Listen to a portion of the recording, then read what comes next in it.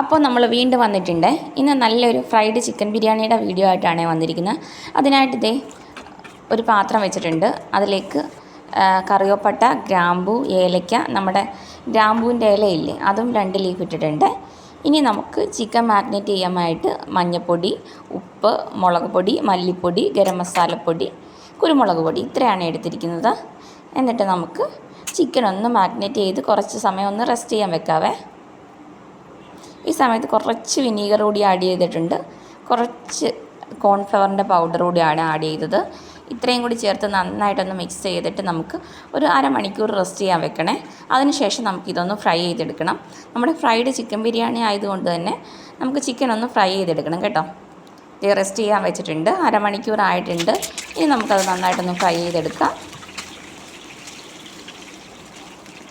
എപ്പോഴും നമ്മുടെ സാധാ ബിരിയാണിയെക്കാട്ടിലും കുറച്ചുകൂടി ടേസ്റ്റ് ചിക്കൻ ഫ്രൈ ചെയ്തിട്ട് ബിരിയാണി വെക്കുമ്പോഴാണ് കേട്ടോ. എല്ലാത്തവരും ഒന്ന് ട്രൈ ചെയ്ത് നോക്കണേ.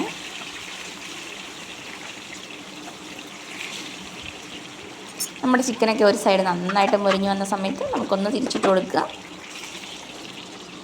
എന്നിട്ട് അത് നന്നായിട്ട് മുരിഞ്ഞ് വരുമ്പോൾ നമുക്കൊന്ന് കോരി മാറ്റാം. ഇനി ഈ എണ്ണയിലേക്ക് തന്നെയാണ് നമ്മുടെ മസാലയൊക്കെ ഒന്ന് വാട്ടിയെടുക്കാൻ പോകുന്നത്. ഇഞ്ചി വെളുത്തുള്ളി പേസ്റ്റ് ഇട്ടിട്ടുണ്ട്. അതിനുശേഷം നമ്മൾ പച്ചമുളക്, ഒരു 4 പച്ചമുളക്, കറിവേപ്പില, ഒരു 2 സവാള ചെറുതായിട്ട് നുറുക്കിയത് കൂടി ഇട്ട് കൊടുക്കുക. എന്നിട്ട് നന്നായിട്ടൊന്ന് വാട്ടിയെടുക്കുക. വാടി വരുന്ന സമയത്ത് കുറച്ച് മസാലപ്പൊടി മാത്രം ആഡ് ചെയ്ത് കൊടുക്കണേ. ഒരു 1/4 ടീസ്പൂൺ മഞ്ഞൾപ്പൊടിയും, 1/4 ടീസ്പൂൺ കുരുമുളക് പൊടി, 1/4 ടീസ്പൂൺ ഗരം മസാലപ്പൊടി, പിന്നീട് ആവശ്യത്തിനുള്ള ഉപ്പുകൂടി ആഡ് ചെയ്ത് കൊടുക്കണം. വേറെ മസാലയൊന്നും നമ്മൾ ഓവർ മസാല ഇട്ട് കഴിഞ്ഞാൽ ബിരിയാണി കഴിക്കാൻ ഒരു ടേസ്റ്റ് കാണത്തില്ല. ഒരു മൈൽഡ് മസാലയിലാണ് എപ്പോഴും ബിരിയാണിക്ക് ഒരു ടേസ്റ്റ് വരുന്നത് കേട്ടോ.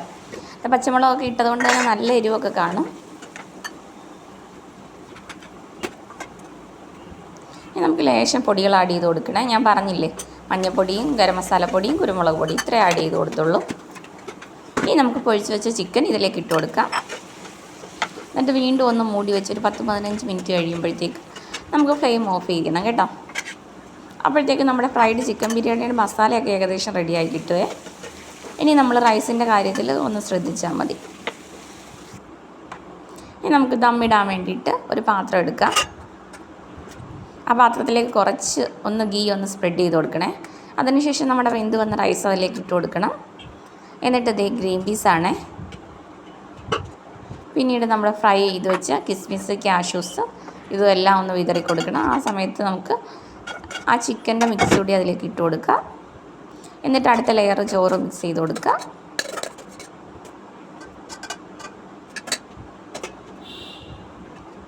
വീണ്ടും ഗ്രീൻ പീസ് ഇട്ട് കൊടുത്തു. ഇനി നമ്മൾ ഫ്രൈ ചെയ്ത് വെച്ച കിസ്മിസ്, കാഷ്യൂസ് ഇതെല്ലാം ഒന്ന് വിതറി കൊടുക്കുക. എന്നിട്ട് മൂടി വെച്ച് ഒരു 10 മിനിറ്റ് കഴിയുമ്പോഴത്തേക്കും നമ്മുടെ അടിപൊളി ചിക്കൻ ബിരിയാണി റെഡിയാക്കി കിട്ടും.